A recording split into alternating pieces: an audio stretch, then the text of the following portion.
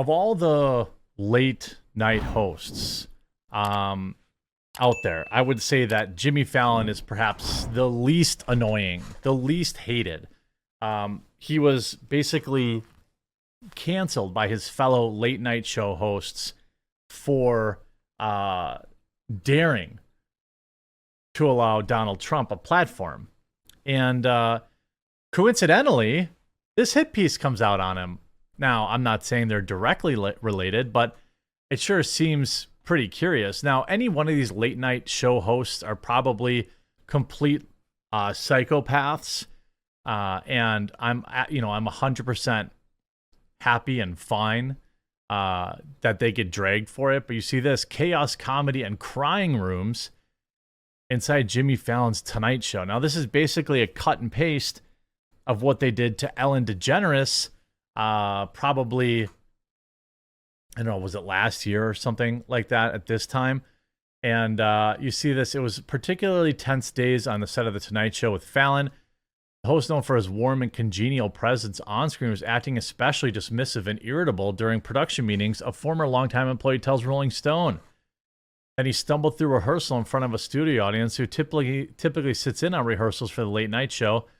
Employees who spoke to Rolling Stone about their experience working on The Tonight Show say it's common knowledge that behind the scenes there are good Jimmy days, where Fallon's wit and charm and creativity are on full display, and bad Jimmy days. This was a bad Jimmy day.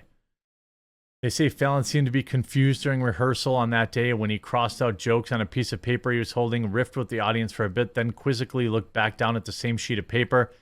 He couldn't remember he had just crossed it out himself, the employee says. I was like, oh my God, he seems drunk. He doesn't know what he's doing. This could be awful. This could be the end of the show right here. Another staffer says that they witnessed the incidents from a live studio feed in their audience, too. A lot of these staffs, too, by the way, are full of far leftists. And so when you surround yourself with these weirdos, this is exactly the type of behavior you get. You have an off day, and then they run to the Rolling Stone. According to two current and 14 former employees, The Tonight Show had been a toxic workplace for years. For outside the boundaries of what had been considered normal in the high-pressure world of late-night TV, they say the ugly environment behind the scenes starts at the top with Fallon's erratic behavior and trickled down to its ever-changing leadership team's 9 showrunners in the past 9 years who seemingly don't know how to say no to Jimmy. Former employees described The Tonight Show as a tense and glum atmosphere, with some people alleging they were belittled and intimidated by their bosses, including Fallon himself. Employees described being afraid of Fallon's outbursts and unexpected inconsistent behavior. Many of those staffers voiced their concerns through HR complaints, but problems at The Tonight Show persisted. Well, I mean, I would say that you hire a bunch of like leftoid glass people, and this is what you get.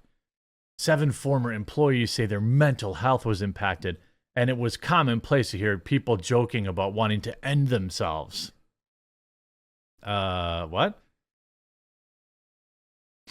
I mean, I don't know. The producers felt pressure, translated down to the employees. People that worked under them felt the pressure, and if you made one mistake, you were going to be gone, and you would be easily replaced. You have all these NBC pages in the building who are ready, willing, and waiting to take your job. Yeah, I mean, I guess. Nobody told Jimmy. Everybody walked on eggshells, especially showrunners. Another former employee says he never knew which Jimmy were you going to get, and when he was going to throw a hissy fit. Look at how many showrunners went through so quickly. We know they didn't last long.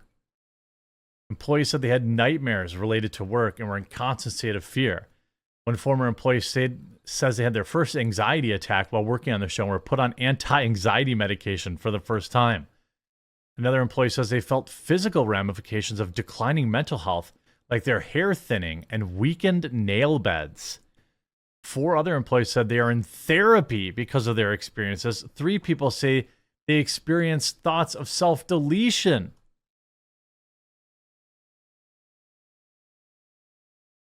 It sounds like you have a bunch of super 20-ply soft employees, but, Fallon is, has a long and storied history of enjoying the drink.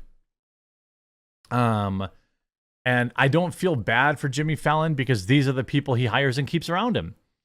It probably is a high pressure job. It probably is difficult working with these lunatics.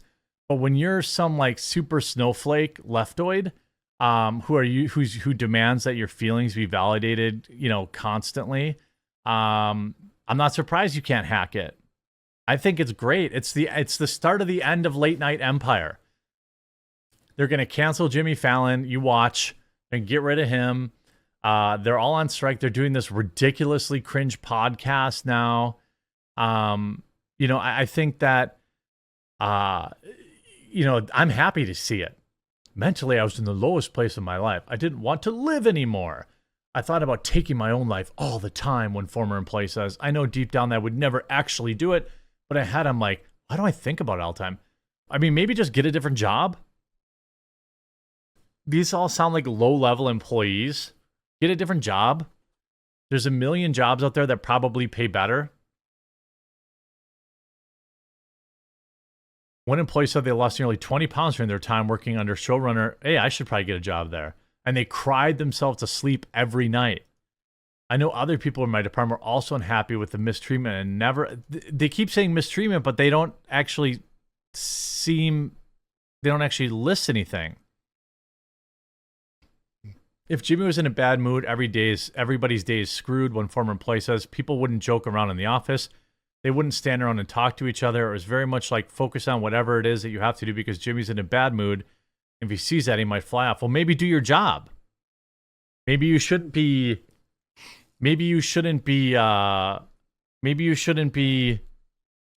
standing around and wasting your time and wasting company time and money joking around. This is what happens. I don't feel bad for Jimmy, but it sounds like he hired a bunch of like snowflakes, literal snowflakes. I don't know how else to describe it. Fallon scolded the crew member who was in charge of his cue cards in the middle of taping with Jerry Seinfeld. Seinfeld then told Fallon to apologize. Really? Two employees say they saw Fallon seemingly inebriated at work back in 2017. Another two employees say on a separate occasion in 2019 and 2020, they thought they smelled alcohol on his breath when they entered an elevator with him during the workday. According to 8 former employees, Fallon's behavior seemed to be dependent on if he appeared to be hungover from the night before.